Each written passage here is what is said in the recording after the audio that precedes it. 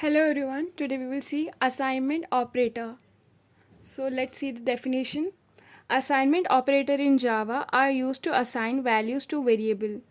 The primary assignment operator is equal to, which assigns the value on the right side of the operator to the variable on the left side. Additionally, there are compound assignment operator which combine an arithmetic operations with assignment.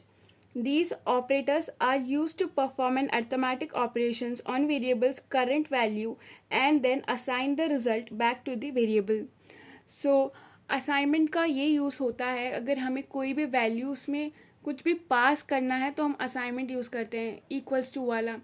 अगर हमें कोई value को कोई number पास करना है या फिर एक वेरिएबल को ही दूसरे वेरिएबल में पास करना है, हम वैसे सिचुएशन में सब असाइनमेंट ऑपरेटर्स यूज़ करते हैं. तो इसको हम लोग अर्थमेटिक के साथ कंबाइन कर सकते हैं. लाइक अगर एडिशन, सब्ट्रैक्शन, डिवीजन, मॉड्यूलो हमें जो भी करना हो हम उसको असाइनमेंट के साथ कंबाइन भी कर सकते हैं. तो अब हम एक एक को इंडिविजुअली देखेंगे कि हम अर्थमेटिक के साथ कंबाइन करके असाइनमेंट ऑपरेटर कैसे यूज़ करेंगे. So the first one is addition assignment. This operator adds the value on the right side to the current value of the variable and assign the result back to the variable. So addition हम add करने के लिए use करते हैं, add की value pass करने के लिए यूज़ करते हैं. तो हम इसका example देखते हैं. So int x is equal to 5, x plus is equal to 3 and then we are printing x. So x plus is equal to 3 is equivalent to x is equal to x plus 3. तो हम इसको ऐसे भी लिख सकते हैं जो कि शॉर्ट में है.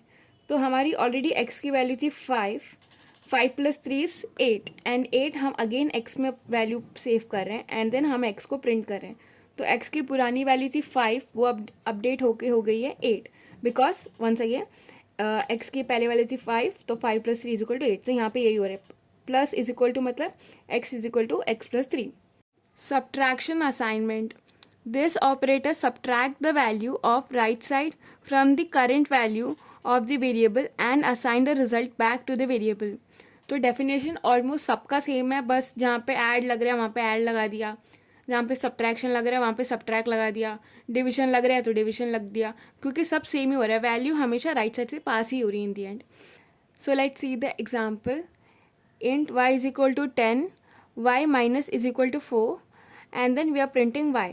So y minus is equal to 4 is equivalent to y is equal to y minus 4 and the initial value of y is 10.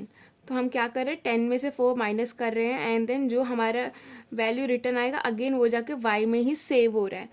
तो 10 minus 4 is 6 and again the 6 is pass to y. So हमारे y की new value हो गई 6 and again we are printing that number over here. Next is multiplication assignment. उसका भी definition सबके जैसा same ही है, अगेन वैल्यू पास ही हो रहा है. तो हम इसका डायरेक्टली एग्जांपल देखते हैं. Int a is equal to 2, a asterisk is equal to 3 and then we are printing a. Again यहाँ पे जो ये वैल्यू है इसका मतलब क्या है, a is equal to a into 3.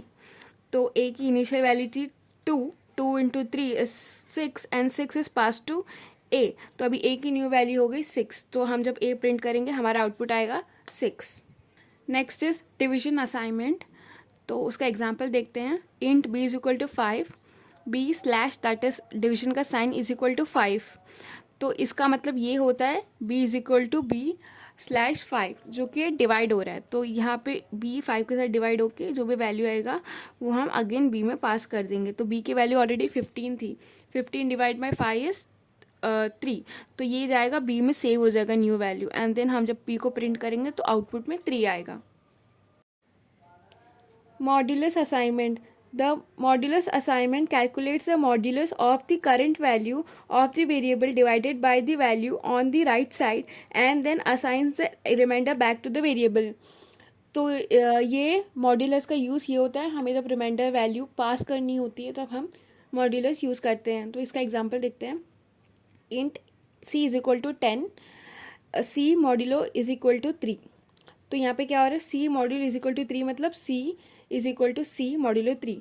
यानी c का वैल्यू था 10 मॉड्यूलस टू 3 डिवाइडेड बाय जो वैल्यू आएगा वो, तो 10 3 के साथ डिवाइड होगा, यहाँ पे 10 3 के साथ डिवाइड होगा, एंड जो रिमाइंडर आएगा वो हमारा मॉड्यूलो, तो यहाँ पे हमारा मॉड्यूलो की वैल्यू आई है 1। तो ये 1 जाके यहाँ पे सी में सेव हो जाएगा, क्योंकि इसका रिमाइंडर क्या आएगा 1, तो ये यहाँ पे सेव हो जाएगा। एंड देन हम इसको प्रिंट करेंगे यहाँ पे, यानी 1 प्रिंट हो जाएगा, क्योंकि सी की न्यू वैल्यू अपडेट होकर जाएगी 1। सो आगे मैं नेक्स्ट वीडियो कंपैरिजन ऑपरेटर का बनाने वाली हूँ। So if you found this video informative, please consider liking and subscribing the channel. Thank you.